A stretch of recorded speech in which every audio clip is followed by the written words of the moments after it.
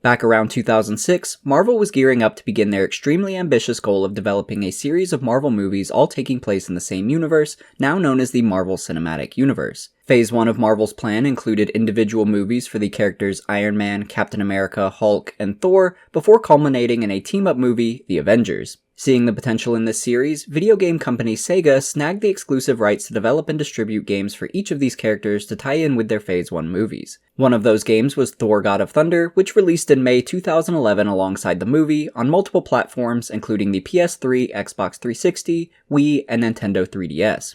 In this video, we'll be primarily focusing on the console editions of the game, specifically the PS3 and Xbox 360 version developed by Liquid Entertainment. However, I also played the Wii version developed by Redfly Studios, and I found it to be a very unique experience with some interesting differences compared to the other consoles, so I'll occasionally discuss some of those differences throughout the video as well. Also, to help me get a better idea of this game's development process, former producer at Sega, Stephen Frost, was kind enough to sit down with me and answer some behind-the-scenes questions about his time working on Thor God of Thunder, and I was desperate to hear everything I could about it. Tell me! Stephen had a lot of interesting insights, so I'll include snippets of our conversation throughout this video, beginning with why the team opted to create their own original story for this game instead of following the script of the movie. I think we learned that early on as far as trying to match the movies exactly is a difficult proposition because the movies are changing. The elements that I talked to you about, such as visual effects and things like that, are changing. We kind of came to this conclusion early on that we can't just mirror the movies completely, right? It wouldn't be smart because if we're trying to stay very close to the script, very close to the look of the movies, and that stuff's changing all the time, it's just a recipe for failure.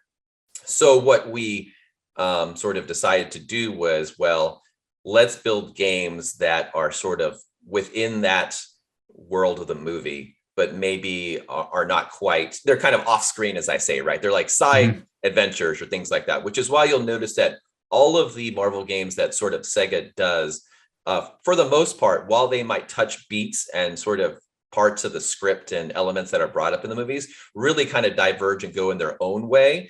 And that was more of a safety mechanism to allow us to sort of continue forward. And even if something drastically changed in the movie, an area or a particular scene is removed, we don't have to worry about it, that it's in the game. We don't have to scramble about that. So we just kind of focused on what are the main core tenets of these movies, such as how are the actors, what are their personality types like? What do they kind of do in the movies in general? And then let's take that and sort of evolve it a little bit and kind of take the exploration elsewhere and let people see places and locations and things that are not in the movies and kind of give them a richer and bigger sort of perspective on the world that's in the movies, if that makes sense. Surprisingly, this would also be Thor's first solo game, even though he's been a prominent character in Marvel Comics since the early 1960s. With this being Thor's first solo game, I was curious as to how they wanted to approach the character, and in my conversation with Stephen Frost, he further explains what their main goals were for Thor. So, the two kind of key things that we wanted to come across is, across all of the games in their own unique ways, is Thor is a powerful god type entity. When he attacks and does stuff, it's very powerful, and we want it over the top and flashy. So that was sort of a key thing. And then the second thing that we knew we wanted to do was, the interesting thing about Thor is sort of the whole 9 realms thing and the enemies that he comes across in the comics, like Surtur and things like, giant enemies. And so we wanted to convey that. And that's why I think we were very happy when Marvel's just kind of go off on your own, direction a bit, because we were able to, across the different games, include a variety of different interpretations of the worlds, Niflheim, Muspelheim, and all these things. And the games, all the games have their own unique worlds as well. There's overlap as far as what the worlds are, but there are also unique worlds in each of them and where they go. So I think those were the key things. It's capturing the wonder of what are these worlds, trying to capture in essence the power and sort of the over the topness of Thor's fighting ability. And then also what are the unique enemies and large scale sort of bosses that it would inhabit. So those are sort of the things that we wanted to tackle with Thor being, in his first game, but also, and then they do this in the movie, is like just as a new character, like kind of making him feel relatable. And, he has failures and he isn't perfect by any means. That's his whole thing. And so we wanted to convey that in the games as well. Like, he messes up and he's having to deal with it. And what's his relationship with his brother Loki and that interaction and stuff like that. For the story of the game, Sega enlisted popular comic book writer Matt Fraction to help pen the narrative. Matt Fraction is probably best known for his work on various Marvel Comics series such as Hawkeye, Immortal Iron Fist, and Invincible Iron Man, but he had also been writing a lot for Thor as well, which made him a great fit for this game. There were some other big names attached as well, thanks to its tie to the movie. Voicing their roles in the game are Chris Hemsworth as Thor, Tom Hiddleston as Loki, and Jaimie Alexandar as Sif. There's actually a really cool behind-the-scenes video for the game that shows Chris Hemsworth and Tom Hiddleston playing the game for the first time and recording their lines in the studio. You can even see a younger Stephen Frost here from 11 years ago, since he was one of the people who demoed the game to them. Chris and Tom were very excited about this project. Even from the get-go when they first saw the game, they wanted to play it, they didn't want to leave. It's really amazing. And Chris and Tom really enjoyed the experiencing of just seeing themselves in the game. Oh, come on. I asked Stephen about this experience and what it was like to meet them, and he had this to say. That was fun. That was took place at San Diego Comic-Con. I'm trying to think, it was like maybe 2010 potentially was the Comic-Con that they went to, and which makes sense because they were going to talk about the movie or maybe reveal the first trailer or something. They had already obviously done recording or a good chunk of the voice recording for the games in general. But they hadn't really seen the game. So we took this opportunity to say, well, let's head out there. They're revealing Thor, the movie. Let's get them in front of the game, show them the game and get their feedback and things like that. And it was really neat. They were really nice guys. They're obviously at that point very new to this whole Marvel universe stuff, right? It's their first movie, and especially together. So they're kind of still a little bit like uncertain of how this is going to all pan out and things like that. But they're very, very nice. I mean, I've met my fair share of like sort of like movie celebrities and things like that in my life, but they came off as very just down to earth. When I entered the room and introduced myself and started talking about the game, they were both very engaged in the game and just what I was saying, especially Hiddleston. He was very from the get-go, like very interested like in the storyline. And, he held up the controller and asked like what buttons did what and how the combo system worked and stuff. So he does a very good job. And I think maybe this is just his personality in general, but to make you feel like invited in and that he is focused on you and that he's interested in what you're saying. So throughout the time, he's the one that probably asked the most questions, he expressed like, oh, Loki's not playable in this. That's, that sucks, unfortunately. Right. But it was great. He was very fun. They were both fun. Chris is more of like, the classic, like, as you would treat any sort of like brawler stuff. He's very much like this button masher, like just trying to get the combos in and things like that. Whereas I think maybe it's because of their personality. Loki in general in the movies is sort of like this more detail oriented schemer kind of thinker kind of guy. Whereas, Thor just kind of runs into battle and it kind of matches their personalities a little bit. Yeah. Because Hemsworth is like the whole time he's like, Hiddleston the whole time is like, how does this work and what does this do and how do the worlds connect together and how does the storyline work and what is Loki's participation in this and things like that. So it was really, really fun. It was a great time, and I think they had a blast sort of playing the game and asking questions about them. But as far as encounters and dealing with like sort of any of these sort of movie stars, it was a great experience. They're very humble and down to earth, and it was a fun experience overall. Another funny story about Tom Hiddleston comes from Chris Baker's Twitter account. Chris formerly worked at Marvel as their manager of licensed games, including briefly for the Thor game. Hiddleston's agent sent Chris's personal feedback on his likeness in the game, stating, "They made me too handsome, make me uglier." I couldn't find much on Jaimie Alexandar's experience voicing this game, but I do have a quote by her from digitaltrends.com regarding her excitement to be in the game. I remember I got a call to do the voice for Sif in the video game, and they said because my voice is very unique and it was going to be very hard to match. I was like, dude, don't even ask anyone else, I want to do it. So I went in and it was just so much fun because I actually probably had more dialogue in the video game than I do in the movie. I remember having to do my accent again, and I was like, oh man, I hope I do this justice. We'll talk more about Chris, Tom, and Jaimie in the story and audio sections of this video, but it's exciting to see that they were all so enthusiastic to reprise their roles in the game, and that they had a lot of fun doing so. But now let's start to get into the story itself. Before jumping right in though, I should point out that I played Thor via emulators on my PC, since they allowed me to boost the graphics significantly. Specifically, I used RPCS3 for the PS3 version, and the Dolphin emulator for the Wii version. Like I mentioned earlier, we'll be primarily focusing on the PS3 and Xbox 360 version developed by Liquid Entertainment, but I will touch on aspects of the Wii version occasionally as well. Also, if you enjoy this video, I'd appreciate it if you gave it a like, since that helps the channel out a lot, and you can subscribe if you'd like to see more gaming retrospectives like this one. But with that said, let's next get into the story of Thor: God of Thunder. Before we get into the game's main story, there was also a pretty cool prologue CG trailer that dropped prior to the game's release. I'll show part of it mainly because it looks so awesome, but also because I think it gives some good insight into Loki's scheming. It also starts very reminiscent of the opening of the movie, where Thor is about to be honored as the new king of Asgard, but that's not actually what's going on here. Instead, this is the moment that Odin has decided to give Mjolnir to Thor and task him with protecting Asgard. Know that whoever holds this hammer, if he be worthy, shall possess its power. Mjolnir. Rise, Thor, my son. Well, what are you waiting for? I don't have all day. There we go. Finally. Hello, Ymir. You require an answer, Loki. And my answer is yes. I will help you to defeat Asgard.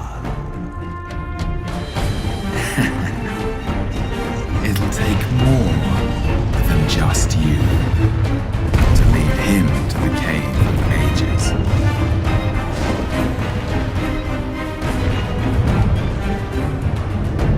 For Asgard, will you always protect her?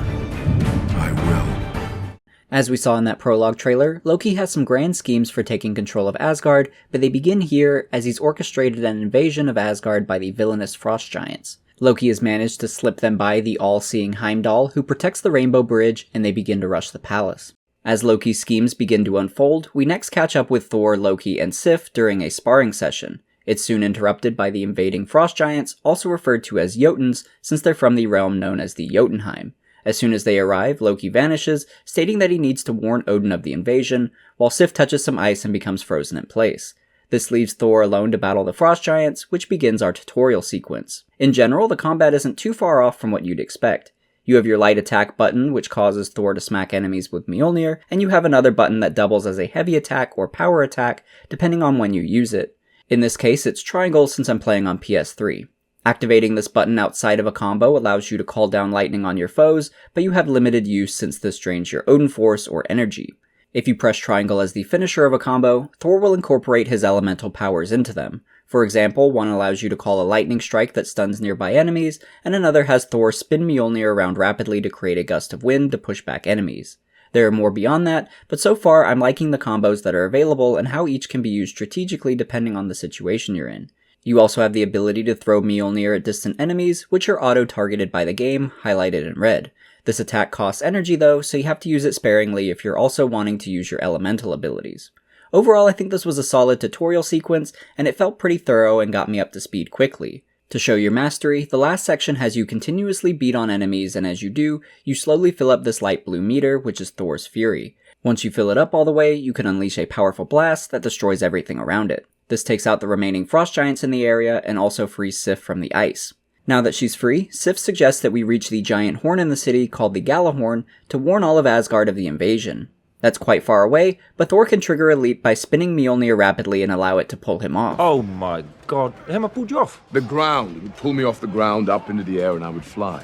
As we fight our way to the Galahorn, we're introduced to another important mechanic to the combat, the grapple system. As the name suggests, this allows you to grab enemies to attack them, but there's a twist. Once you've grappled an enemy, you can get a bonus depending on how you choose to hurt them. If you decide to punch them with melee attacks, you get some health back. If you use a power attack on them, you get Valor, which are points that can be used for upgrades, or you can throw the enemy to receive energy.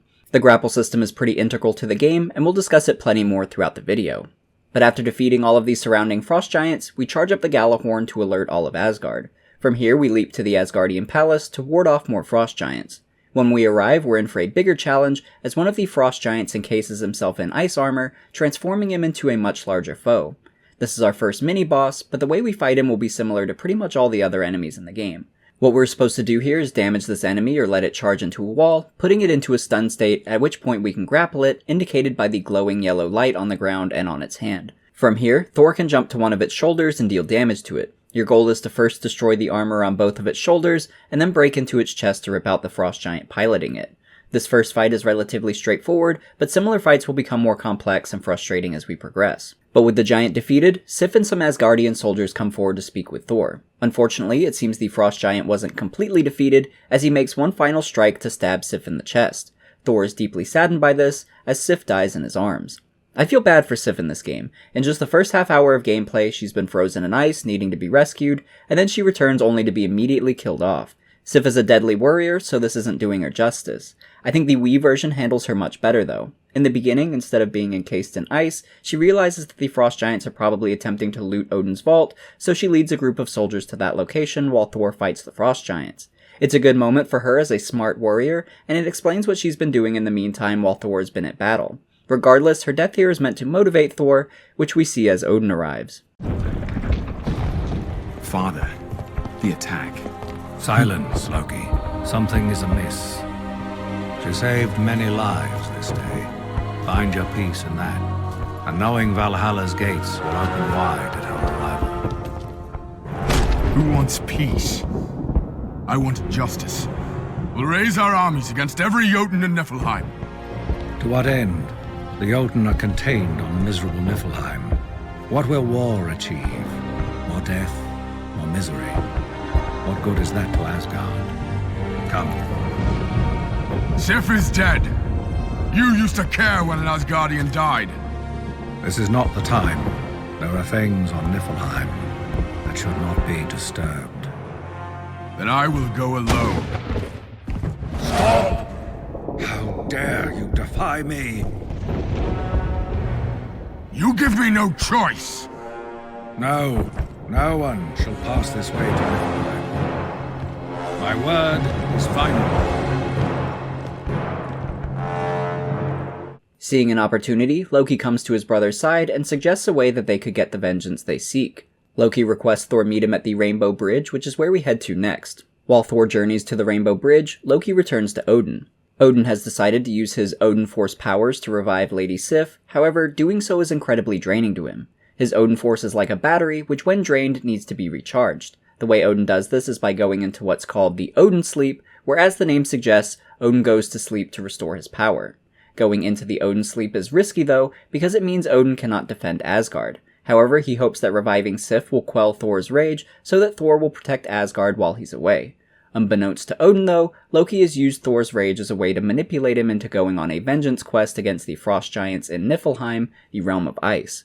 Meaning that Loki will be temporary ruler of Asgard while they're both out of commission. Sleep, Father. Sleep, and I will do what is necessary. For Asgard. And for Loki. We return back to Thor as he enters Heimdall's observatory. Heimdall is the gatekeeper of the Bifrost and loyal to Odin. Luckily, Thor doesn't have to do much convincing to get Heimdall to let him pass into Niflheim. Heimdall is curious as to how frost giants slipped past his watch and wants to know what happened. Heimdall decides to essentially go on break, allowing Thor the freedom to open the Bifrost for himself. Thor does exactly that, and transports himself into Niflheim. As we arrive, Loki uses his powers to phase in and tell us the next part of his plan. He tells us to find Niflheim's ruler, Ymir, and battle him. Loki says that's step 1, and that he'll reveal more of his plan as we progress. Thor is blinded by rage, and continues forth to draw out Ymir. To do so, Thor launches himself into the middle of a bunch of frost giant warriors and battles them. I thought this was a pretty cool moment, and it reminded me a lot of a similar scene in the movie, where Thor is cocky and challenges all of Jotunheim to fight him. I also thought it was interesting how the developers chose to leave out King Laufey from the game, even though he was a main antagonist in the film.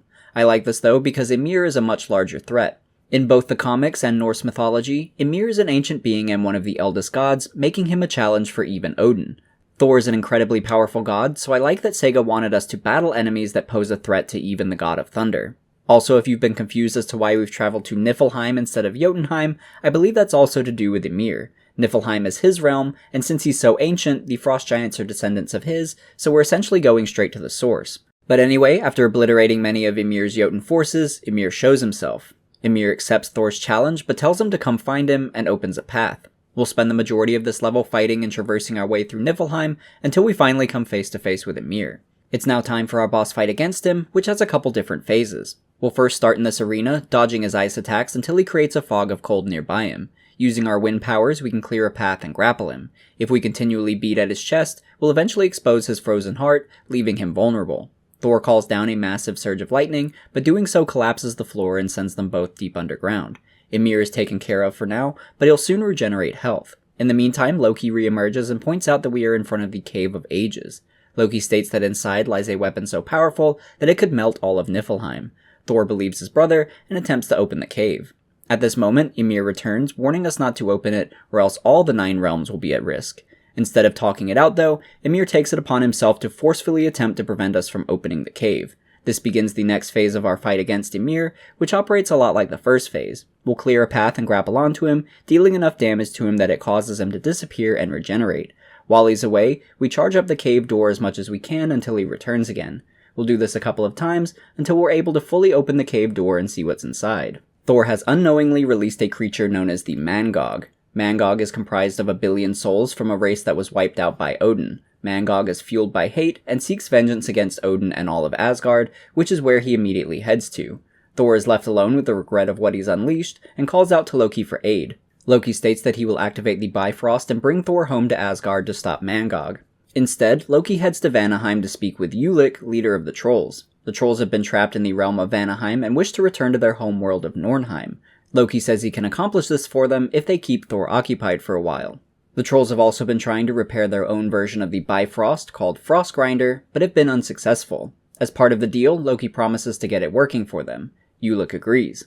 Interestingly, in the comics, Ulik was actually the original one to unleash Mangog onto the 9 realms. He accidentally stumbled onto the cave where Mangog was being imprisoned and assumed that he and Mangog could work together to defeat Asgard. He was wrong though, as Mangog immediately attacks him and tells him that his goal is to destroy all living things and that Asgard is just first on his list. Also, as unique as Mangog looks in the comics, I'm glad they decided to redesign him for the game. Well maybe, on second thought he's so strange and creepy that it might have been really awesome to fight him like this. Going back to the game though, Thor next sees a portal and assumes that it's the Bifrost. After entering it, he's launched into Vanaheim. Thor isn't quite sure of where he is yet until he comes across a device with an AI that speaks in a Vanaheim language. As an Asgardian, Thor has the ability of All-Speak or All-Tongue, which allows him to understand and be understood in all languages, which explains his ability to understand this one. Thor also knows of Frostgrinder's existence here, and that it could be used to return him to Asgard, so he requests the AI machine to guide him there. Unfortunately, it malfunctions, so Thor has to repair it first. So we have to head back outside into the swamps of Vanaheim and clear out some plants that have grown over the machine. After clearing them out, the machine is operational again, and it opens the door outside towards Frostgrinder. From here, we're supposed to cross a bridge that will lead us closer to Frostgrinder, but it seems one of the batteries that powers the bridge has been stolen. So we're back on another fetch quest to retrieve the battery. I'm not really a fan of fetch quests in games, but this one at least makes some thematic sense, since Ulik's goal is to keep us occupied for as long as possible. We eventually find the battery as it's being taken to the top of this tower by one of the Skraelings of Vanaheim, who are these lizard-looking creatures. When we go to retrieve it, we also have to battle some of the giant trolls who guard the battery. Up until Vanaheim, we've been exclusively fighting frost giants, so I'm enjoying these new enemy types and the variety of enemies in this level. Things get taken a step further though, as we next have to fight the Mire Giant. He's an intimidating opponent, but he can be defeated the same way as the other large enemies we faced. We'll pretty much just hit him until we have an opportunity to grapple him, and then we'll do a power attack for big damage. After doing that a couple of times and defeating the Mire Giant, we'll hop on a boat and transport the battery back to the bridge. With the bridge finally activated, Thor continues on his path towards Frostgrinder. While we've been wasting a lot of time working our way towards Frostgrinder, we next see what Loki has been up to on Asgard.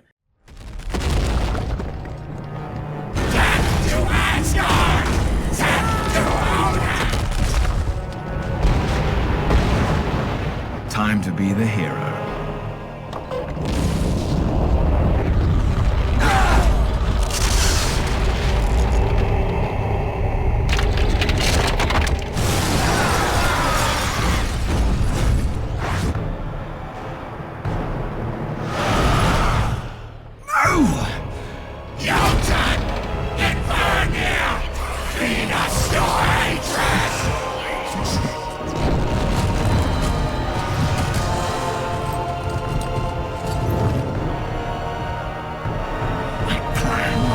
Ruins. And unless I bring Thor back, so too will Asgard. Now that Loki's plan has failed, he has no other option but to bring Thor back to Asgard to stop the monster. On a side note, in the Wii version, I like how they gave Sif another good moment by having her jump in to save Loki from a blast from Mangog. Otherwise, we don't really see her till the end of the game. Back in Vanaheim, we catch back up to Thor as he continues his journey. His path along the bridge has ended, and now he must continue by boat, which is pulled by another Mire Giant. This led to a cool little segment where we have to throw Mjolnir at oncoming enemies while the boat is being pulled by the giant. As unique as this section was, its controls weren't as smooth as I'd hoped. Throwing the hammer felt slow and stiff as we traveled down the river, and the giant's movements felt further hindered. He's either going quick or incredibly slow. His natural pace is just to slowly walk, but you can force him to charge forward by zapping him with lightning, which also allows him to break through debris that might be in the way. It's a fun idea to zap him into charging, and I like the idea of giving the player the ability to choose how quickly they're moving through an area, but I think I would have preferred the giant always be running. His normal movement is so slow that whenever his charge ends, it feels like you're coming to an abrupt stop, and it takes a few seconds to get him to charge again, so it's a lot of stop and start.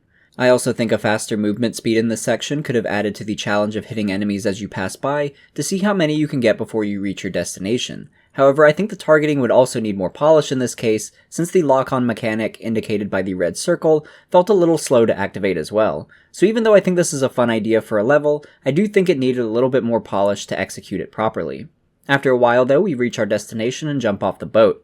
However, the docking ramp lifts our giant friend up onto the platform and breaks his bindings to the boat. It seems he prefers to be in the water, and through his rage, he charges at us for a fight. The first time I played through this, I assumed that my only option was to fight him, even though I felt I had a bond with him from our time on the river together. On my second playthrough, I realized that you can actually bypass this fight with him by charging up a couple runes on the floor. Doing so drops a path back into the water, and our friend happily returns back to the river where he's most comfortable. But whether you fight the giant or set him free, you'll next continue forward to Frostgrinder. Along the way, Thor discovers an ancient archive that conveniently describes Mangog's origin and how to defeat him. This archive is from the Vanir, the race entombed within Mangog. They state that it began when they waged war on Asgard, causing Odin to summon the creature Mangog to destroy them. Mangog devours living souls, and we know he was successful in wiping out all of the Vanir. Before being entirely annihilated though, the Vanir noticed that Mangog was bound with chains infused with the god mineral Skabrite, which seems to be the only thing that can keep him at bay. The Vanir suggest that Skabrite could be the only way to defeat Mangog. After leaving this room, Thor finally reaches Frostgrinder, but it's guarded by Ulik and his minions. At this same moment, Loki phases in to tell Ulik that there's been a change of plans. He needs Thor to use Frostgrinder to return to Asgard, after which Loki promises to still return the trolls to Nornheim. Ulik isn't having it though, and is pissed that Loki is altering the deal.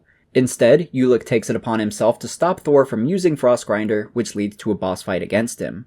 Okay, so I have a lot of thoughts about this boss fight in particular, because it was easily the one that had me raging the most in this playthrough. To start, Ulik is the strongest of his race and incredibly powerful, so it makes sense that he would be very challenging. However, he's challenging in all the wrong ways. This boss fight felt really unintuitive, and most of the battle I was trying to figure out what exactly the game wanted from me here. For this section in particular, I'm actually going to play clips from my New Game Plus run, because I feel like I at least had a decent system down for that fight, which is also why Thor has a different costume here. But anyway, the boss fight starts pretty standard. Avoid Ulik's attacks and deal damage to him until you're able to stun him.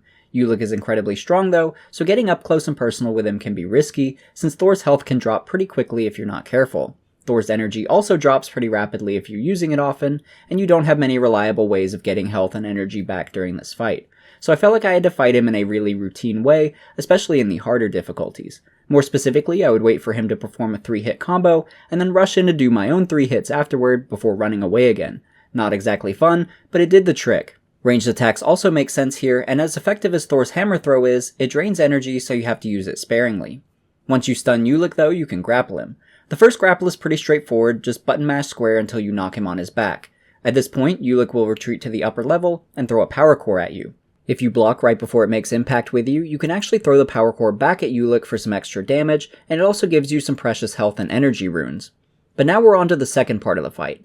This is pretty much the same as the first phase, but you probably have less health and energy now, making it a little harder to stun him. Once you're able to stun him though, you're in for another quick time event. This time you're supposed to rotate the left stick clockwise. It's an easy one to accomplish, so I don't have a problem with that, but I just want to point it out because it ties into why I dislike the next two phases so much. After successfully doing this QTE though, you then switch to a first-person perspective of Ulik as he's getting beaten by Thor. It's a fun idea, but it's kind of abrupt and a bit nauseating. Continuing on to the third phase though, you need to continue managing your health and energy to the best of your ability, and get Ulik's health low enough to stun him for a third time. This grapple quick time event changes yet again, and doesn't even give you a button prompt at all this time. You're given such a short window to hit this hidden quick time event that you'll probably take damage the first time you encounter it, because the prior two phases have taught you to wait for a specific button prompt to appear first. Whether you successfully get the QTE or not, Ulik will still transition to the next phase, where you'll do the same thing again, until you get his health all the way down. Once his health is depleted and you're thinking to yourself, finally, I'm so glad that's over, surprise, another quick time event even worse than the others. Now you have to hit multiple buttons as they appear in the bottom right hand corner of the screen. What makes this worse is the window of time to hit these are really small, and so are the size of the buttons. If you miss one, Ulik will damage you, and you'll start running around again until you get another hit in to stun him. And yes, I legit died and had to restart this battle due to one of these final QTEs, and it was insanely infuriating. I think it wouldn't be so bad if I had a larger amount of time to hit the button prompt, but as it stands, I didn't feel like I even had a chance until I memorized what buttons would pop up. Thank God they weren't random. And even though the gameplay aspect of these QTEs are frustrating, it also bothered me that I couldn't even watch this final sequence play out. It makes sense that you wouldn't want to obstruct the action by putting a button on the center of the screen, but since it was so low and to the corner, I was forced to watch the corner of the screen for a button prompt the whole time instead of getting to watch the action unfold. So yes, this was potentially the most frustrating fight of the game for me and took way longer than it should have. It's disappointing though, because I think with a few small tweaks, this could have been the best boss fight of the game. For example, if the button prompts have to remain in the game, simply making them more predictable and broadening the window to hit them would have helped significantly. I also think if there were some destructible objects in the arena that gave out health and energy, that would have made the fight more enjoyable as well, because it would give me the flexibility to more freely use my god powers. Also, more reliable ways to stagger Ulik would be great, so that I could actually perform some melee combos on him. He's so hard to stagger that at best I could only get in a 3 to 4 hit light combo before running away. Anything more and he'd always interrupt me or follow up with damage that I couldn't avoid. With Ulik being more of a brawler, I was really hoping this fight would feel more like a knockdown slugfest, but more often than not I felt pushed to battle him ranged instead of engaging with my melee combos. It's disappointing because I feel like this fight had a lot of potential since the arena is pretty cool and Ulik has some interesting attack animations. Had more of the gameplay mechanics been smoothed out, this might have been a very challenging but engaging boss fight. I will give this fight one compliment though, it's incredibly satisfying to elbow drop Ulik. Even more satisfying though is Thor throwing Ulik through the wall and knowing it's finally over. Well, sort of. We still have to go to another realm before fighting Mangog. After defeating Ulik, we have another conversation with Loki about how to stop Mangog. Thor knows that Skabrite is its weakness, and Loki tells him that Skabrite is only found in Muspelheim, the realm of fire. Thor has no choice but to head there next, and they fire up Frostgrinder to send him there. If you're playing on PS3, Frostgrinder will in fact take you to Muspelheim, but if you're playing on Wii, Frostgrinder will misfire and send you to Midgard, aka Earth. It turns out that Frostgrinder misfired because the creatures of Muspelheim, named Infernir, just so happen to be invading Earth right now. So you now have to fight your way through the city streets and save civilians from them. This is an exclusive level not seen on the PS3 and 360, and it's pretty cool to visit Earth in this game. It's not an incredibly long level, but I think it gives us the right amount of time to enjoy the novelty of fighting on Earth without overstaying its welcome. Going back to the PS3 version though, we land in Muspelheim with the goal of locating Skabrite. When we arrive, we have another conversation with Loki, who states that we can get Skabrite from the Forge of Muspelheim. We of course head there next, fighting many different Infernir creatures along the way. There's not a whole lot of additional story during this level, but I do want to call out how great Muspelheim as a level looks in this game. I really love the colors, and visually, it was my favorite level to explore and look at. As we continue through this level, Thor eventually finds the entrance to the Forge and blasts his way in. Upon his entrance into the Forge, he spots a massive sword that was created using Skabrite. This sword is the Twilight Sword, wielded by the ancient immortal Surtur. You might recall Surtur from the Thor Ragnarok movie, and his goals in the game are similar. It is prophesized that Surtur will cause Ragnarok, the destruction of Asgard, using the Twilight Sword in combination with the Eternal Flame, which boosts its power, so Surtur is no minor foe. Thor's goal in the game, though, is to destroy the Twilight Sword so that he can infuse its Skabrite into Mjolnir. However, Surtur has become aware of his presence, so we're in for our next boss fight. This fight was pretty cool too, and probably my favorite in the game. I like the design of Surtur, and he has some cool attack animations. This fight is more intuitive as well, especially compared to the Ulik battle. You'll essentially run around and dodge his attacks until the moment he strikes the Twilight Sword into the ground. You'll then use it as a bridge to grapple onto him, at which point Thor will plunge Mjolnir into Surtur's eye, which is pretty gnarly. We'll also fire a lightning blast at his armor, destroying it and causing him to retreat. After fighting more of Surtur's Infernir, we're on to phase 2 of the battle. Surtur emerges with the Twilight Sword now set aflame, causing his attacks to be more varied and harder to dodge. He no longer has his chest armor though, so we can at least attack him more directly. Thankfully, we're not required to grapple onto him during this phase, making it more of a standard fight. However, there are still some quick time events where Surtur lifts you up and attempts to stab you with the Twilight Sword, but it's nothing too tricky.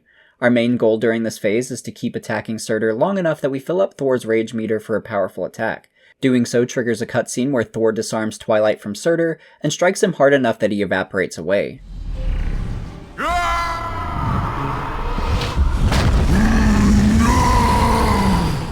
With Surtur temporarily vanished, we have a moment alone with Twilight. We'll next destroy it with Mjolnir, which infuses the hammer with Skabrite. There's also the added bonus of delaying Ragnarok, since Surtur will now have to reforge Twilight from the beginning again. From here, Thor escapes through the portal the Infernir are using to enter Asgard, which returns him back home. The war is still raging on though, leaving Thor no time to rest, and as soon as we land, we're back to fighting frost giants like we were at the beginning of the game. After defeating them, we meet back up with Loki, who gives us the lowdown on what's happening in Asgard. He tells us that Odin has awoken and is fighting to keep Mangog at bay, while Heimdall and Lady Sif are fighting invaders in the observatory. This is also the moment that Thor learns Sif is actually alive, so we head there first. We'll clear out any more frost giants in the area, and then speak with Sif and Heimdall. Sif informs us that Mangog feeds off of hatred, and that the invaders' hatred towards Asgard is giving it more power. This means we'll first have to clear out more of the invaders to weaken Mangog. Luckily, Heimdall has a plan. He's all-seeing, so he knows the areas in Asgard that are most vulnerable at the moment. He sends us to the top of the palace, where we have a great vantage point of Asgard, and from here, Heimdall telepathically tells us where we're needed most, so we can head there and push back the invaders. This leads to a gameplay section that I have mixed feelings about. A bar pops up on the left, indicating the morale of Asgard's warriors. You're also given a couple areas to leap to that are most in need of your help.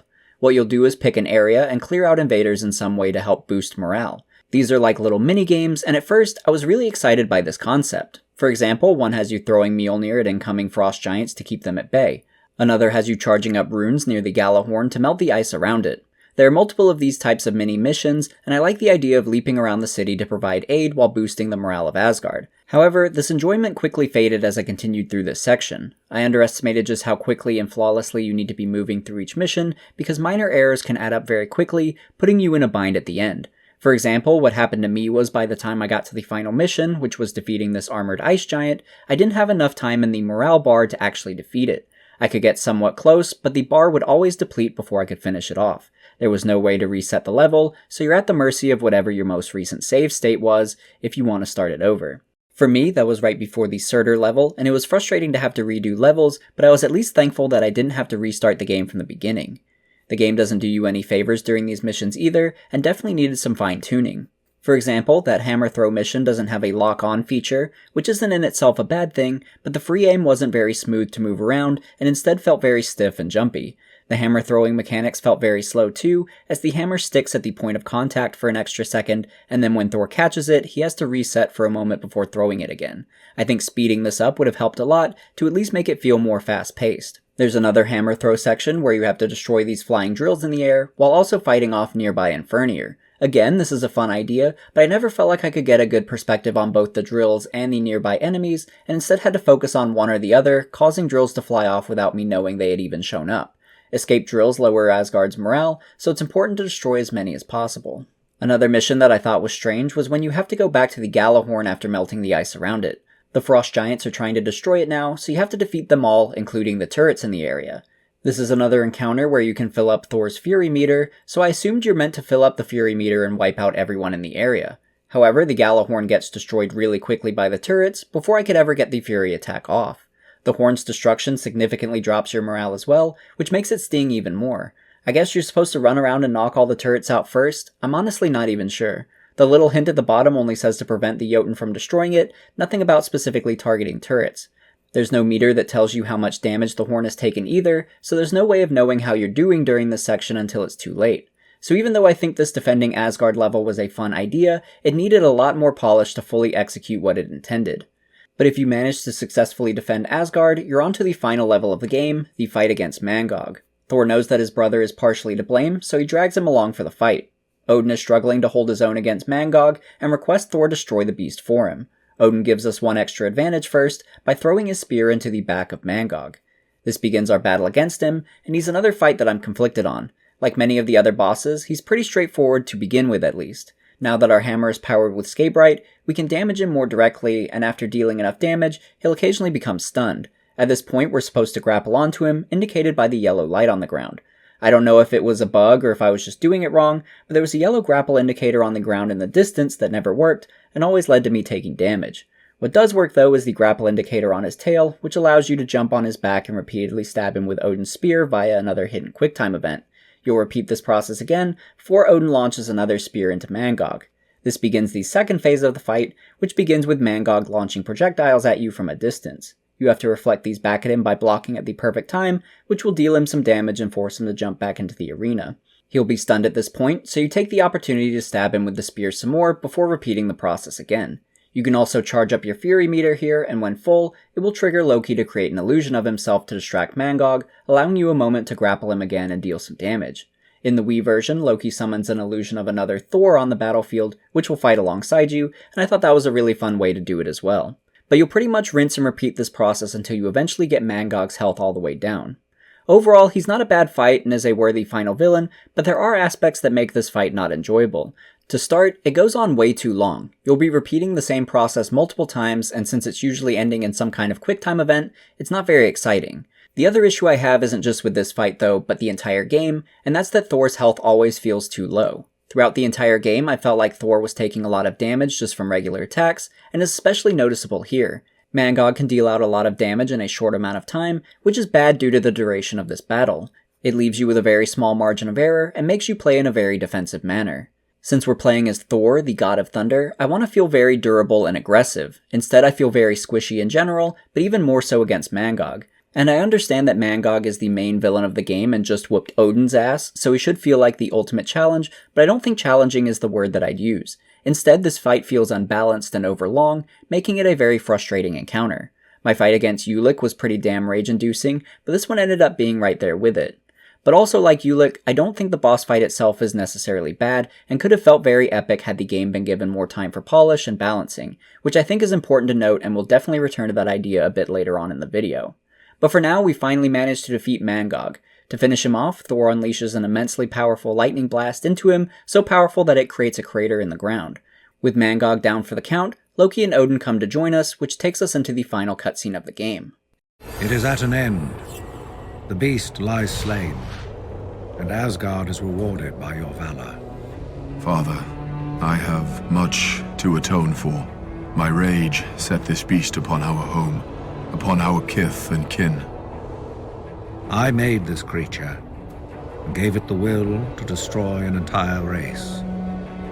You may have freed it, son, but it was I that created it. No honor has come of it. But we are saved. Together, we... Together. You forget, my son, that within the Odin sleep, I see all. Truth and tricks alike. At least some of us have found some measure of redemption this day. Oh, Father, what you did for me, I have no words to thank you.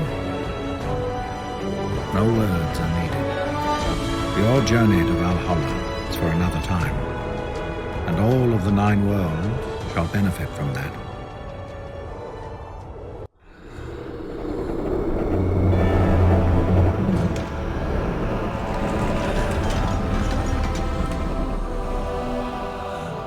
Souls of the Vanir, you are no longer imprisoned within this miserable form.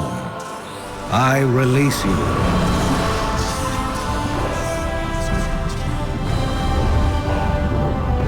May the hatred that formed you beget hatred no more.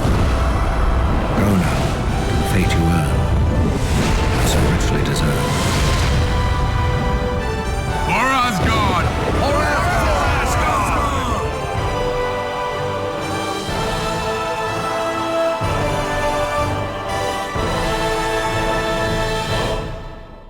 And that ends the story of Thor God of Thunder. Overall, I thought it was pretty solid for the most part, and I like how most of the characters were utilized. Even though Thor is the main character, I feel like Loki is the backbone of the story since we spend the whole time following the trail of his schemes. Loki even ended up being my favorite character of the game since it was so enjoyable watching him attempt to manipulate everyone around him and string Thor around multiple realms. I also really like that his plan ultimately fails, and we witness him backpedal to try and clean up the mess that he's made. It's fun watching him start as the main villain essentially, to then becoming an inadvertent ally, so I like how they've handled Loki's role. Like the movie, this is also a redemption tale for Thor, as he realizes that his impulsive actions almost had devastating consequences for Asgard, and by the end of the game, he's matured a lot compared to his earlier self. In fact, it feels like all of the main players of this story are dealing with the consequences of their actions in some way. Even Odin is faced with the monster he created long ago, and has to let go of that rage and free the souls of the Mangog, like he should have done originally. I also think it was a good idea to deviate from the movie's plot in favor of doing their own original story. This allows for much more creative freedom, and I think it was the right instinct to have Thor journey through some of the different realms. In the comics, each of the realms have very unique and distinct aspects about them, so I'm glad they explored this in the game in an attempt to bring them to life. I really enjoyed seeing the differences between the icy region of Niflheim compared to the burning fires of Muspelheim, and even the swamps of Vanaheim. I think the level designers did a good job of making each level feel unique and interesting to look at, which made them enjoyable to explore. The movie also spends a lot of time on Earth, so I'm especially happy that the game chose to do its own thing, because I could totally see an alternate universe where we got a game featuring levels dedicated to Donald Blake sneaking around on Earth trying to reclaim Mjolnir. So ultimately, I think the story was pretty good, and I think it did a good job of laying a foundation for some interesting levels, bosses, and interactions. I think the real question, though, is whether or not the gameplay was able to adequately build upon that foundation in a satisfying way, which is what I want to discuss next in the gameplay section. We already talked earlier about some of the basics of combat, like the combos and elemental powers, but it goes deeper than that. In fact, I think the combat mechanics and abilities in this game are pretty solid overall. To start, there are quite a lot of combos available to you at the start of the game, many of which aren't even part of that first tutorial. To further enhance your abilities, there's also an upgrade menu with a variety of options.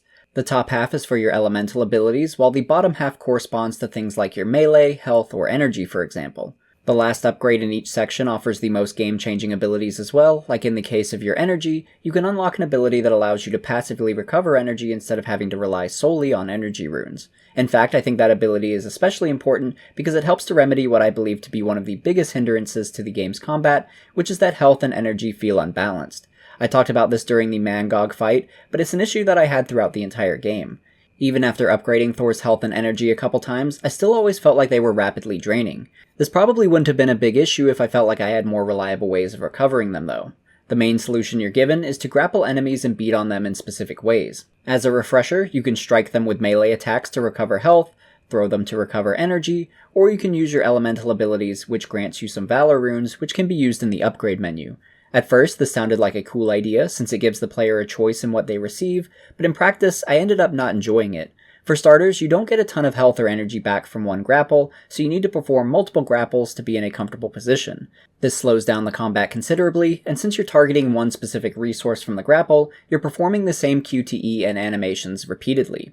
I felt like it also limited how I wanted to fight on the battlefield, since health and energy recovery decisions often trumped combat style. For example, maybe during a combat encounter I'd grapple an enemy and want to throw them into another enemy. It would be advantageous to knock two enemies down at once, it maintains the flow of combat, and it's what I deem to be the most fun in that moment. However, if I'm also in need of health in that moment, then I probably forego the fun throw move and instead do a melee grapple to recover some health. As much as I like having a choice in games, which this grapple system provides me, I so often felt on the ropes with my health and or energy, my decision was usually based on resources instead of the flow of combat, putting these two aspects in conflict with each other and lowering the fun factor. To better illustrate what I mean, I think it's helpful to compare this system to other games, for example, Marvel Ultimate Alliance 1. You can lose health and energy pretty rapidly in that game as well, but it's not a problem because you can reliably recover it back through things like defeating enemies, getting a boss's health down to a certain point, or via destructible objects in the environment. These gave me a better flow of energy and health, which put me back into the fight more and allowed me to engage with the combat more comfortably. I also prefer their grapple system, which has the same 3 options as in the Thor game: quick melee strikes, a stylish power attack, or a throw. However, specific resources aren't tied to whichever one you choose. Instead, you choose based on the flow of combat and what you're interested in doing in that moment. Even though it seems more simplistic, it provided me more freedom in letting me control the battlefield how I wanted, which is what I desired in this Thor game. I think that kind of ties into another issue that I have with the game though, and that's its over-reliance on the grapple system. It's cool that you can grapple every enemy in this game, but it almost feels like a requirement. You don't necessarily have to grapple all of the enemies to defeat them, but you're definitely incentivized to do so. Not only just with the reward of a specific resource, but also because it's a much faster, easier, and safer way to defeat them. The animation after triggering the grapple is pretty slow as well, as Thor has to get into position, and since you'll be doing this so often, it feels like a major slowdown to the flow of combat. Bosses are even worse though, because it's all about the grapple every time. While you're in the grapple though, it's never entirely clear how the game wants you to approach things. You can jump around to certain parts of these larger enemies and damage them, but the game often wants you to damage certain things first before you're able to defeat them. This itself is inconsistent though. For example, when you encounter your first big enemy in the game, the hint you're given is to destroy the shoulders of the enemy first, before you're able to break its chest and destroy it for good. Later on though, when you're fighting Ymir in a similar fashion, you're not required to destroy his shoulders first, it's optional if you want to hinder his abilities. Instead, you can just go straight for his chest, revealing his heart, and have him disappear. It's these kind of inconsistencies that left me confused throughout the game's various boss fights. I often felt like I had been taught to approach a fight one way, only for it to change later on. The same goes for the QTEs. Sometimes a button prompt appears, or sometimes one doesn't. It doesn't help that the time window for hitting a button in these QuickTime events are so small that you have to make a decision immediately, or get smacked down by the enemy, losing precious health and having to repeat the process again. We already spent a ton of time on Ulick's fight, but I think it's the best example of what I'm talking about. The QuickTime events felt like they were constantly changing moment to moment in a way that's unintuitive and frustrating. That whole fight in general felt that way too, so much so that I'm wondering if there was some aspect to the fight that I never realized. Like maybe I was supposed to counter Ulick's punches to stagger him so I could get some hits in. Maybe I was supposed to use a specific element that he was weaker to. I don't know, and that's constantly an issue I have with this game. I'm so often confused as to what it wants me to do during a fight, especially during the boss encounters. Health is so precious in this game too, the trial and error is a big risk, causing me to die even faster. To the game's credit though, there is a hint system to try and remedy this. Typically, I feel like I shouldn't be using hint systems in games, like I should try to figure it out myself first before checking it out, almost like internet guides. But after a while though, I learned it's actually a necessity to use it. It would often point out elements of a fight that I never would have thought to do otherwise, like countering those power cores that Ulick throws at you. Up until this point, I had been taught to counter energy blasts and melee strikes only, so the power cores didn't seem like something I'd be able to counter. I naturally assumed you had to dodge them, which you can, but I would have never thought to try and counter the power cores if the hints didn't tell me. I should also point out that hints need to be manually triggered by you in most cases by pressing up on the D-pad, so I wouldn't be surprised if a lot of people missed out on these useful hints simply because they'd be expecting hints to pop up automatically, like in most games. Regardless, hints were helpful when I remembered to trigger them, but there were still plenty of times that I felt like I wasn't getting the information I needed from them. So even though there's a hint system in the game, it was more of a band-aid fix and wasn't able to adequately remedy the confusion that I felt from level to level. Despite all of that though, I still think this game has the bones to be a fun experience. Like I mentioned, the combat mechanics are decent, and you have a lot of variety to play around with. You go to some fun and unique locations, and the story is good. I really think this game just needed some polish to make it great, and it reminds me a lot of the game we just recently covered, X-Men Origins Wolverine. That was another movie tie-in game, but is considered one of the best. I think in part it's because it had a lot of extra development time that the Thor game didn't get. For example, the Wolverine game was originally intended to have a bunch of QuickTime events too, but thanks to the movie's delay, it bought the developers an extra year of development time. Using that time, they removed the vast majority of QuickTime events and gave the game a lot of extra polish. Thor could have used an extra year as well to really clean things up. Removing QTEs would help a lot and probably make encounters more exciting. Reducing the reliance on grapples would help me engage with the combat system more, and I think including destructible objects in the environments would help make the arenas feel more lively, while also, hopefully, providing a means to retrieve some health and energy runes. If Thor's health felt more stable, I think I'd feel more comfortable jumping in full force into the combat encounters instead of playing more defensively like I was in its current state. I think some extra time to make the combat feel more fluid would be great too, since it often feels very stop and go, and I never felt like I was gaining any momentum during the fights. I should point out that the Wii version's combat is a lot smoother and probably the best between the consoles. I think that's mostly in thanks to how well the Wii's motion controls mesh with the feeling of wielding Thor's hammer, but it's a fun experience nonetheless. The Wii version also includes a couple really awesome flying segments where you get to control Thor as he dodges objects and ranged attacks, while also controlling your lightning strikes. These felt like something out of an arcade game, and were easily my favorite levels to play through. These sections aren't in the other console versions either, which make it a really standout feature of the Wii version. And speaking overall, I think the Wii version has the best gameplay of the different consoles, excluding the DS of course. Not to say this version is perfect, but I think it really nailed the gameplay element in particular. Across the different console versions though, there's also some pretty good replay value. Hidden in each level are a variety of collectibles that can enhance your experience. To start, there are Mjolnir tokens, and collecting 5 of them will increase your health pool. There are also Valk nuts, and collecting 5 of these will increase your energy pool. There are 2 other token types that you can find as well, but these are more on the cosmetic side. One of which are lightning bolt tokens that unlock different colors for your lightning, and they were admittedly pretty fun to try out. Probably the most exciting of the collectibles though are the Rune Circle tokens, which get you new outfits. In the PS3 and Xbox 360 versions, you only have 4 total outfits, and 2 of them are unlocked from the start. There's the default movie skin, or the default movie skin with the helmet on. As you may have noticed in my gameplay, I much prefer the helmeted version over the default. The first one you'll legit unlock though is Thor's ultimate outfit from the 1610 universe in the comics. This outfit is one of my favorites, so I think it was a good choice to put in the game, although I wish they had made the medallions on his chest glow. Even if they only glowed when he's activating electricity, I'd be cool with that thematically, but since it doesn't glow at all, it just kinda looks plain.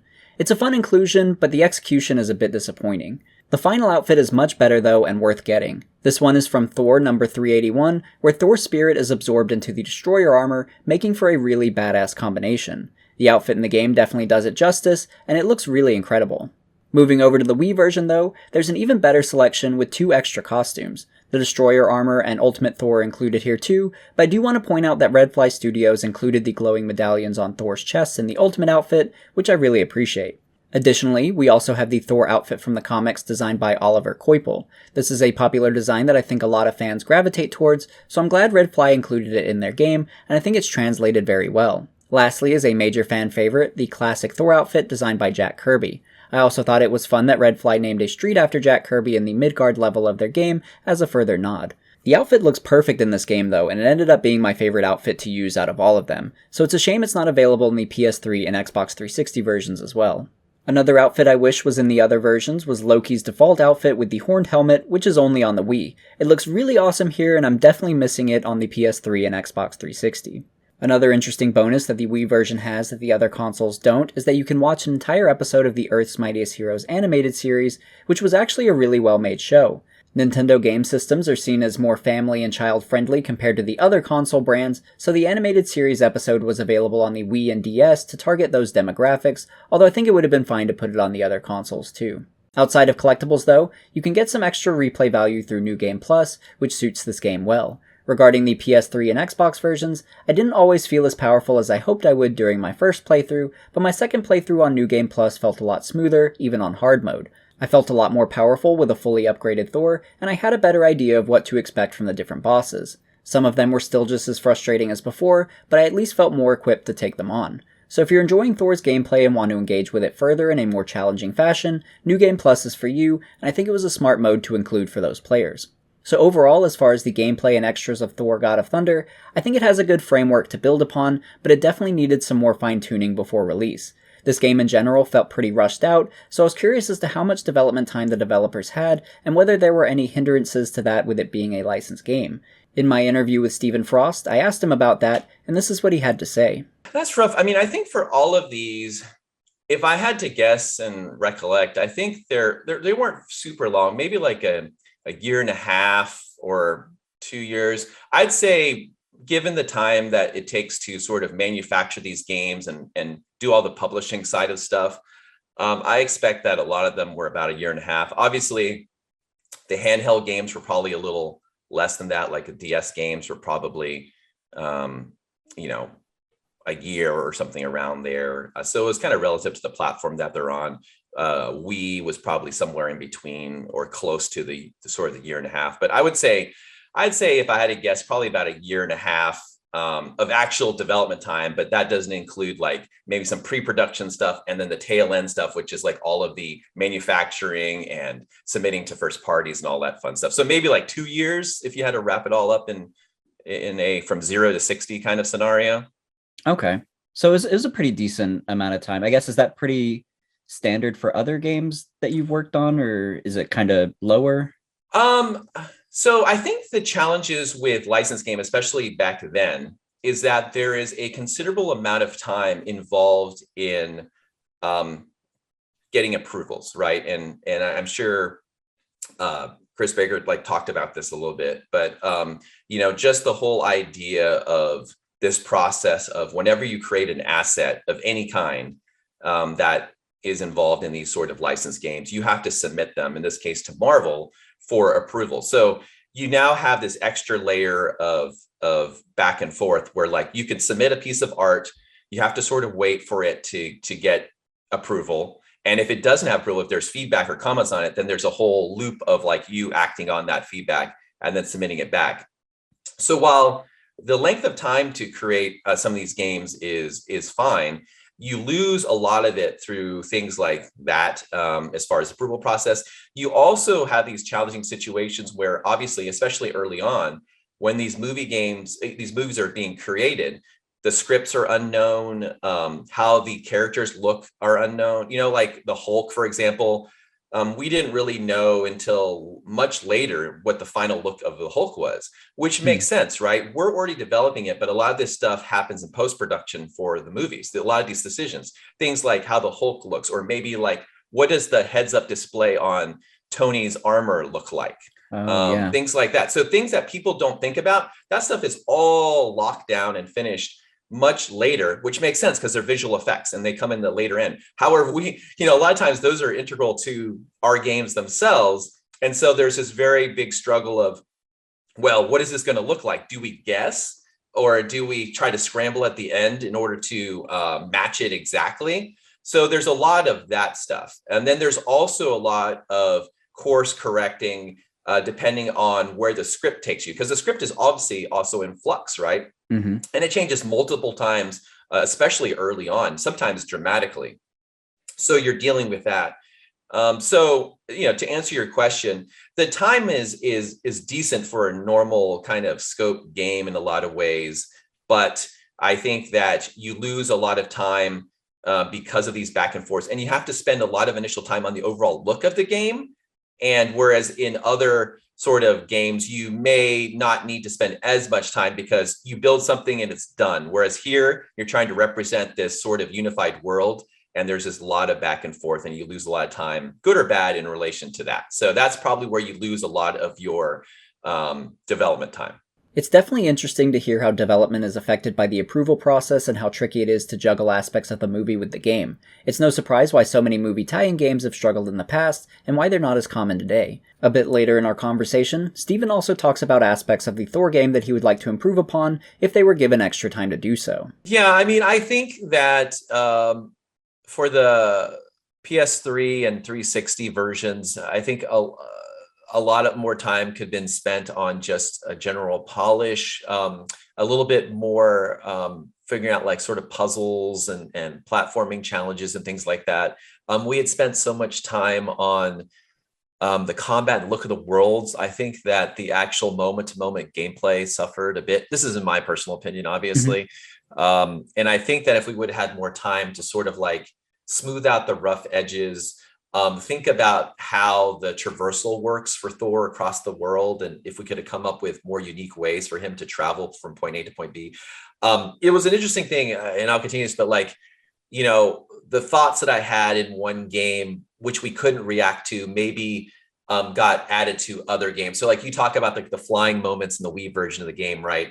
I think that was sort of partially a reaction to the fact that like, well, don't want Thor just running around everywhere. Like, what are other ways that he can get around and fly, and how do we make that fun? And we were able to act upon that in the Wii version.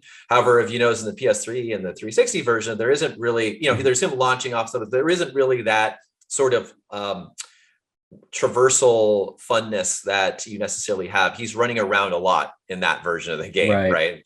So it's like, if you could merge all the games together into one mega game, I think that would be phenomenal. But it's like, well, we can work on it and fix stuff in this version, but not necessarily, we don't have time to do it on this version and things like that. So on that, the current gen versions of the time, I think I would have really worked on like just the local motion aspects, the puzzle stuff and things like that. For the Wii version, I think we really nailed combat. I think we could have done a bit more, again, with like sort of puzzles and utilizing like targeting of Mjolnir and things like that in more interesting ways. And we had some thoughts about like platforming challenges and things like that would have made it fun. But you get to this point where he's also running around a bit, just smashing people, and it gets a little repetitive, right? Which is why I think the flying stuff helps.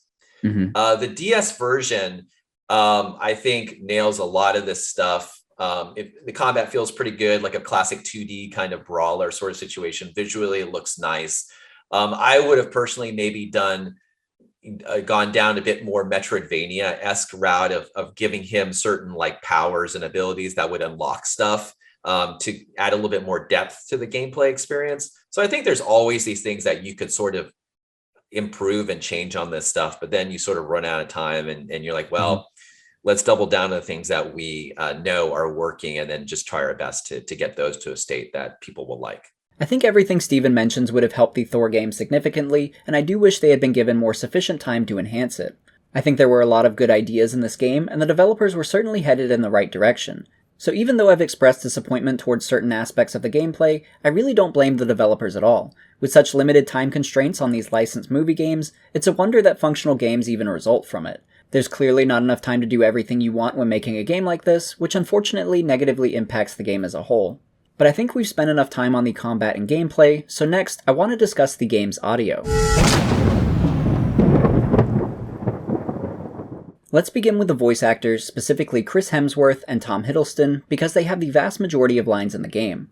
In a lot of the movie tie-in games that we've discussed on this channel, I've often felt conflicted with the voice performances from the movie actors. Oftentimes it feels very half-hearted, almost like the actor is asleep while reading their lines. With great power comes great responsibility. No matter how much I might wish things were different, there's only one Spider-Man. I don't get that sense with Chris and Tom though. In fact, the opposite. They both seem very enthusiastic about their roles in the game and seem to be having fun with it, especially Tom Hiddleston. There are still some awkward lines when you're playing the game, but I don't think that's entirely on them. For example, there are sometimes distracting, long pauses between their interactions to the point it feels like individual lines were pieced together later to form a conversation. I fear even Odin is no match for the creature, weakened as he is from the Odin sleep. The Odin sleep? Why was father in the Odin sleep? Does it matter now? Bifrost is captured and Mangog feeds off the hatred of Asgard's invaders. It has no weakness. Loki. Odin created Mangog, and once bound it with Skabrite chains. But Skabrite is only found on Muspelheim. Would you dare face the Infernir on their home world? I will. I must. For Asgard, for the whole of the World Tree. Other times, you can tell the actors are trying very hard to convey emotion through their voice, but the character models don't accurately emote what their voice is conveying. Thor! Thor, up here! This way ahead, to the forge! I'm searching for the portal, through which the Infernir pass into Asgard. In fact, the character models hardly emote at all, and pretty much just stand there awkwardly most of the time, which I think is why the voices and body language don't often match up. So I do want to compliment the movie actors for their work on this game, because I can tell they're putting in a genuine effort. In a behind-the-scenes video, you can actually see the process of them recording their lines, which is pretty interesting to watch. For me, it really helps to just have the actor feeling comfortable. Typically in games, we might do lines one at a time. I'd rather play them as scenes. These actors are so used to their on-camera work that they just play a scene that much more naturally. Then you get a chance to really open up, and that's when you get some really cool material. I am Thor! The script was, and always is the main source. Everything else, I guess, is some form of inspiration or influence, and you take what you will from it. It's big stuff. It's big, ancient, epic stuff. Feel the bite of winter! Even better on your second, thank you, Tom. They're essentially recreating what they formatted in a 4-month process in a 5-hour recording session. Tough, yeah. Great. Fantastic. It was really fun. When you're doing voiceover, the challenge is to convey everything that you would normally say with your eyes and with your face, but in your voice. And to have them be essentially working in a box and recreate the same type of performance, it's a really big challenge for them. Same kind of idea though, just a little quicker. Here we go on 135. For Odin! For Asgard! Nice and aggressive, 106. For Asgard! Gotcha, nice stuff. So it was sort of, I mean, it was all challenging, but it mixed with the same amount of excitement because it was a dream come true.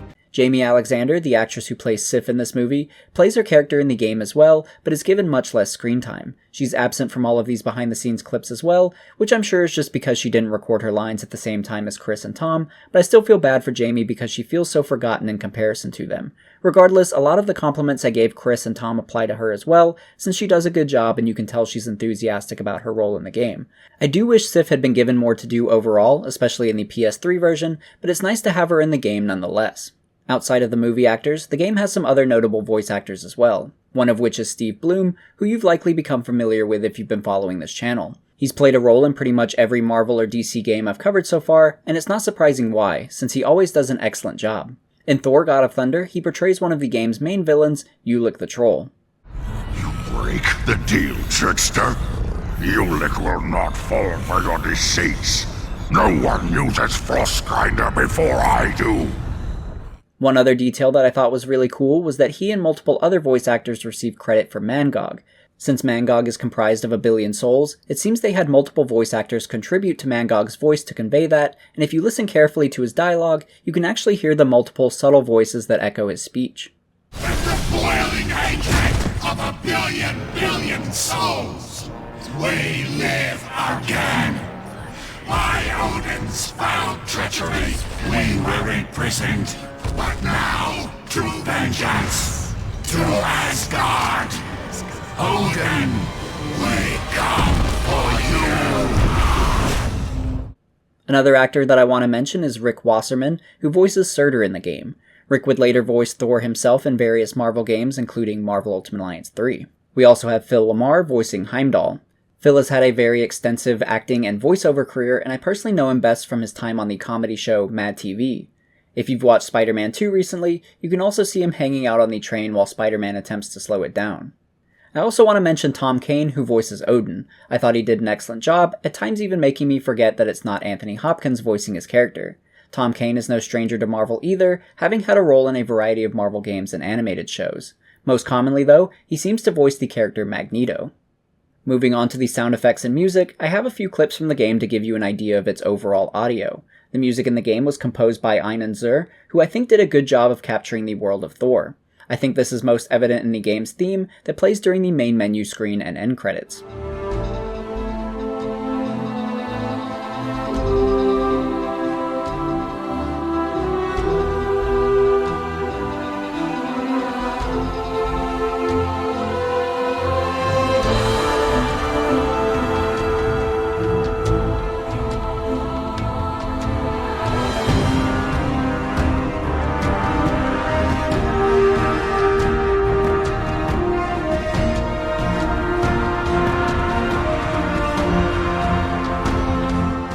To give you an idea of how the gameplay sounds with the sound effects and music together, here's an early section of the game during my New Game Plus run that I think provides a good example.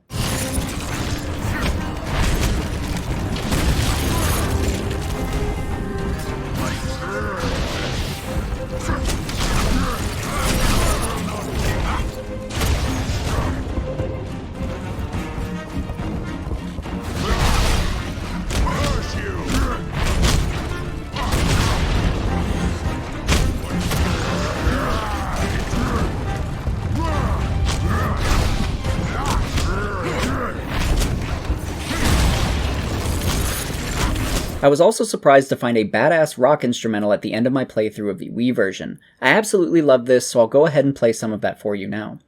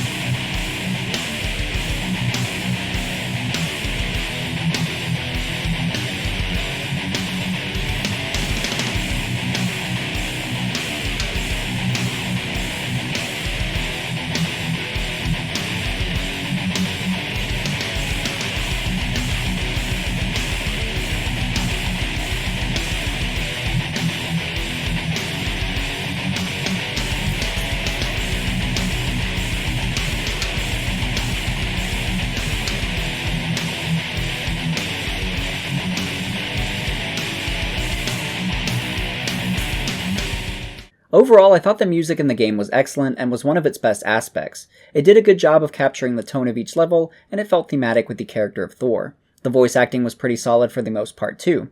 There were some hiccups here and there, but I could tell everyone was giving a good effort, and I think the overall voiceover quality was positive.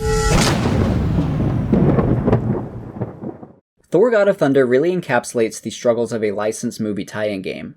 There are a lot of good ideas present, and the foundation for some great gameplay mechanics, but all of that was hindered by strict deadlines and not enough development time. It's frustrating because I can tell that everyone involved was on the right track and that the game had a lot of potential. For example, the decision to divert away from the movie's story and tell their own original story was smart, since it allowed a lot of creative freedom not only in the storytelling, but also in the enemy variety and the level design. I really loved traveling across the different realms, and each new location felt unique from the last. Some of the levels looked really beautiful too, and I can tell that the designers were putting in a lot of effort to bring these locations to life. The combat is another area that I think has a lot of potential. As it stands, there's a lot of depth to it, with plenty of combos to experiment with, and a lot of skills to unlock and upgrade. However, that's hindered by the vast amount of quick-time events in the game, and the over-reliance on the grapple system. Still, I think additional development time could have fixed this by providing some extra fine-tuning and removal of quick-time events, the same way Raven did with X-Men Origins Wolverine.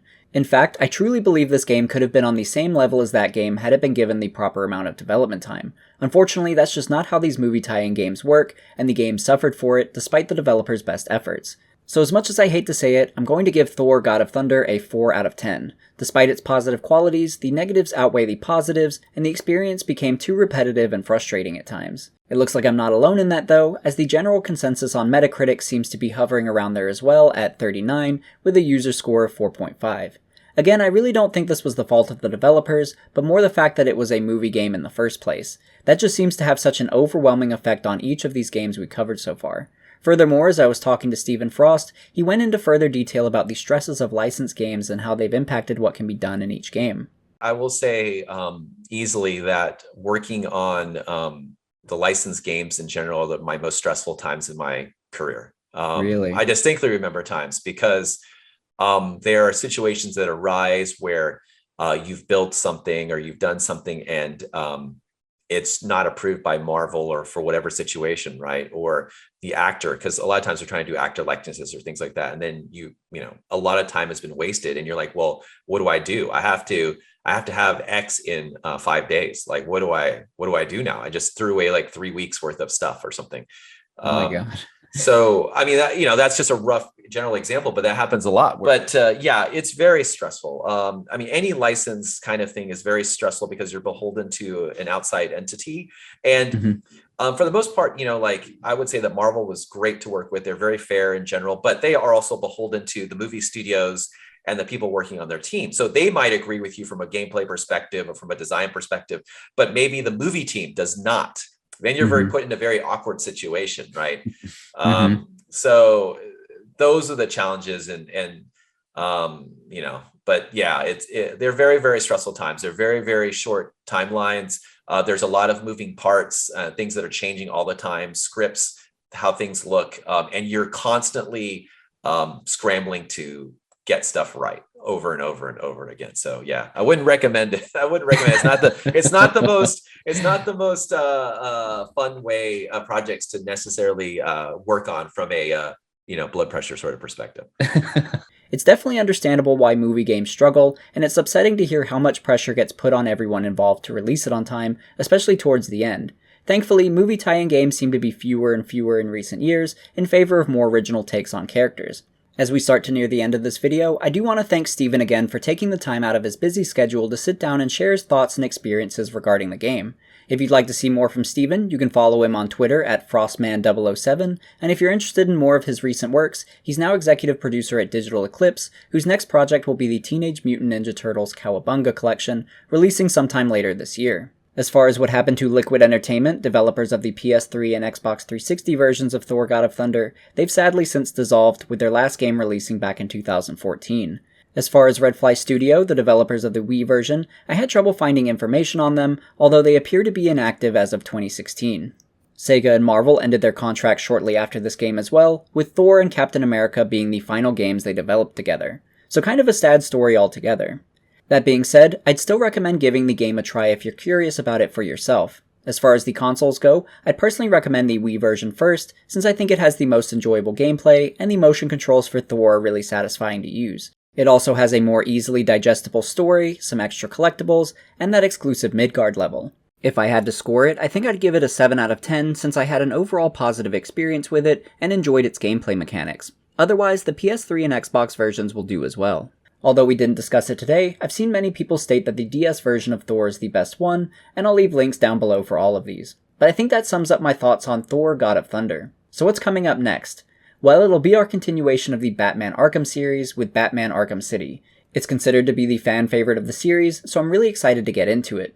I've already covered both Batman Arkham Origins and Arkham Asylum, so you can check those out if you'd like to catch up ahead of the Arkham City video. But if you're interested in more Marvel videos like this one, you can check out some of my other retrospectives, and I recommend the video on X-Men Origins Wolverine in particular, since I think it pairs nicely with this one. You can also join myself and many other comic fans on my Discord page, the link is in the description below. And if you enjoyed this video, I'd also appreciate it if you gave it a like, since that helps the channel, and you can subscribe for more videos like this one. But anyway, thank you for watching, and I'll see you in the next one.